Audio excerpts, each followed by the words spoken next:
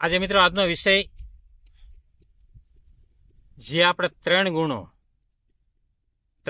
આપણે વર્ણન ચાલે છે અને આજે પણ ગુણોનું વર્ણન કરવાનું છે. આજે રજોગુણી માણસનું વર્ણન કરવાનું છે કે આ માણસમાં કેવા લક્ષણો છે. રજોગુણીમાં બે પ્રકારના માણસો છે. એક જે સામાન્ય પરિવારો છે એમાં આ માણસ અંધશ્રદ્ધા તરફ દોડે છે. સામાન્ય નાના માણસો એ રજોગુણી જ છે, પણ એ સામાન્ય માણસ, ગરીબ પરિવાર, આ માણસ પણ રજોગુણી છે અને અંધશ્રદ્ધા તરફ વધારે ગતિ કરે છે. અંધશ્રદ્ધામાં વધારે જોડાણ છે નાના માણસો. અને જે બીજા રૂપિયાવાળા છે, કરોડપતિઓ છે, જે મોટા બિલ્ડિંગોના બિલ્ડરો છે, આ માણસના કેવા લક્ષણો છે. આ માણસ મોટું નામ કમાવાની તમન્ના બહુ ઝાઝી રાખે છે. આ માણસને મોટું નામ કમાવવું છે કે કાંઈક દુનિયામાં હું પ્રાપ્ત કરું, કાંઈક કોઈ માણસ મને ઓળખે. ઓળખાણ કરવા માટે આ માણસ મોટો દેખાવ કરે છે અને મોટી સભાઓ કરે છે. સભાઓમાં મીઠી મીઠી વાતો કરે છે અને ભોળી જનતાને ભોળવી પણ લે છે અને ભોળી જનતા પણ ભોળવાય પણ જાય છે. અને ત્યાર પછી એની એવી તમન્ના છે કે કાંઈક હું મોટો માણસ બનું. આ રજોગુણીના લક્ષણો છે. મોટો બનવું અને કાંઈક નામ કમાવ, કાંઈક મારી ઇજ્જત આબરૂ માટે આ માણસ સતત દોડામ દોડ કરે છે. અને મોટો નેતા પણ બની જાય છે, ધારાસભ્ય બની જાય છે, મુખ્યમંત્રી પણ બની જાય છે અને સતત મોટો બનવાની આ કામનાઓ કરે છે. આ માણસ રજોગુણી માણસ. પાછું એવું નહીં રાખવાનું આપણે કે સાધુ સંતો છે એટલે સત્વગુણી માણસ હશે, પણ ના મિત્રો, એવું નથી. એમાં પણ આપણને માણસો જેવા જોવા મળે છે.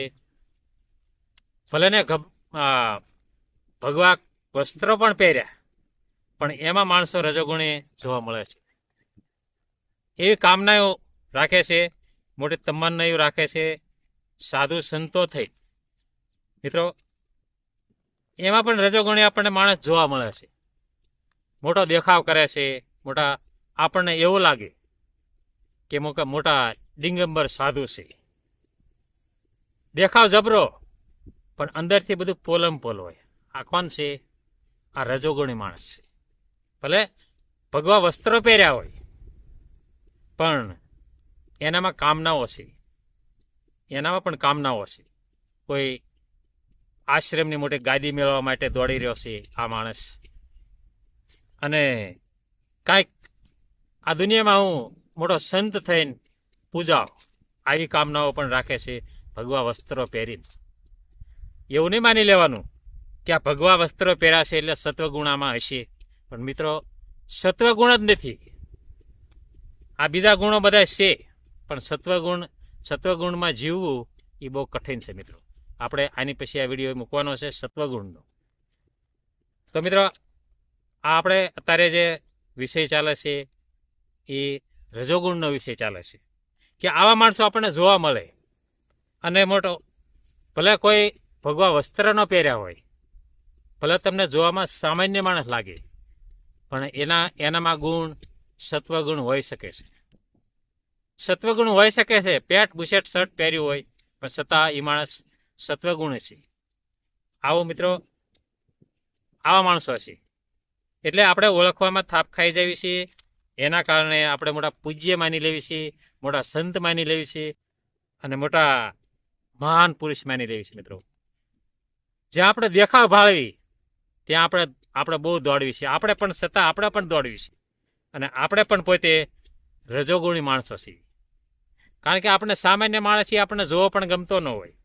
સત્વગુણ છે છતાં પણ આપણને એ માણસ જોવો ન ગમતો હોય. પણ આ માણસ મોટો દેખાવ કરી રહ્યો હોય, મોટો દિગંબર સાધુ આપણને લાગે, મોટી આશ્રમમાં મોટા બાંધ્યા હોય, એટલે આપણને એમ લાગે કે આ તો બહુ મહાન પુરુષ છે.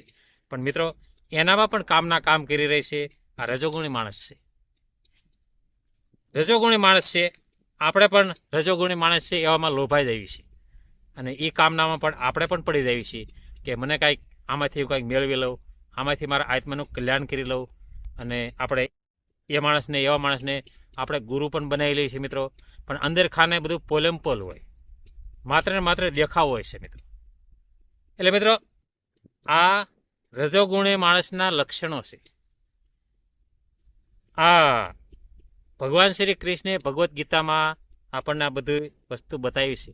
કણે કણનો જે તકલીફો છે બધી આ ભગવદ્ ગીતામાં પરમાત્માએ વર્ણવી છે મિત્રો. ભગવદ્ ગીતા એટલે ભગવદ્ ગીતા એકદમ તમે સાંભળો ત્યારે તમારા જીવનની સમસ્યા બધી દૂર થઈ જશે. અને તમે એકદમ જે માણસને આમ એકદમ બિંદાસ બની જાય છે માણસ. આ માણસ બિંદાસ બની જાય છે જે ભગવદ્ ગીતાનો આશરો લે, પરમાત્મા ભગવાન શ્રી કૃષ્ણનો આશરો લે ને, એને પછી કોઈ ભય રહેતો નથી, કોઈ જાતનો ભય નહીં. એ માણસ સત્વગુણી ગણાય. જ્યાં સુધી આપણને ભય છે ત્યાં લગી માણસ સત્વગુણીમાં છે જ નહીં કે મારું આ લૂંટાઈ દેશે, મારું આ લૂંટાઈ દેશે, મારે આમની આ વસ્તુની કામના છે. કામના હોય ને ત્યાં લગી મિત્રો એ રજોગુણમાં ગણાય. મિત્રો, આ માણસ માટે તમામ તમન્ના એટલી રાખે છે, ધન દોલત કમાવાની લાલચ અને મોટા કૌભાંડ કરે છે. કોણ કરે છે? આ રજોગુણી માણસ મોટા મોટા કૌભાંડ કરે. કેવા કૌભાંડ કરે કે કરોડો રૂપિયાના કૌભાંડ, કરોડો રૂપિયા હાસિલ કરી લે છે કૌભાંડ કરીને. પણ છતાં મોટો માણસ હોય એટલે એની ઉપર કોઈ ગુનો પણ લાગુ પડતો નથી. આ રજોગુણી માણસ છે. માણસને મોટો બનવાની તમન્ના આ રજોગુણી માણસ બહુ રાખે છે મિત્રો. પૂજા, ભક્તિ, ભાવ, આ માણસ એમાં સમય નષ્ટ નથી કરતો. આ મોટો માણસ, કરોડપતિની વાત કરું છું મિત્રો. સામાન્ય માણસ તો જે ગરીબ પરિવાર છે એ તો લ્યો ને, ભક્તિ ભાવમાં જોડાણ છે રજોગુણી, પણ એક એમનામાં એ જ તકલીફ છે કે અંધશ્રદ્ધા તરફ વધારે દોડે છે. નાના માણસમાં આ તકલીફ છે. અને મોટા માણસ તો પૂજા, ભક્તિ, ભાવ એમાં સમય ઓછો બગાડે છે. માત્ર ને માત્ર ધન દોલત મેળવવામાં દોડમ દોડ કરે છે આ રજોગુણી માણસ. મિત્રો, આ રજોગુણી માણસ કમાઈ લેવું, બસ મોટું બનવું, હું કાંઈક કમાઈ લઉં અને મોટી બિલ્ડિંગ બનાવું, મોટી ગાડીઓ લઉં, મોટા ફેક્ટરી બનાવવું, આવી તમન્ના આ માણસને હોય છે. આ કરોડપતિની તમન્ના છે. આ રજોગુણી માણસ છે. જે માણસને મેળવી લેવાનું હોય, મેળવી લેવાની લાલચા હોય, એ માણસ રજોગુણી ગણાય. એ માણસ રજોગુણી ગણાય. અને જે માણસ નથી, આપણે રાવણ, એ પણ રજોગુણી માણસ હતો. કેટલી કામના હોય છે, કેટલી કામના હોય એનામાં. આ જે પવન દેવ એના ઘરે વાસી તે દેવી દેવતાઓની સેવા કરે, છતાં એની કામના નથી ખૂટતી. આ રજોગુણી માણસ છે.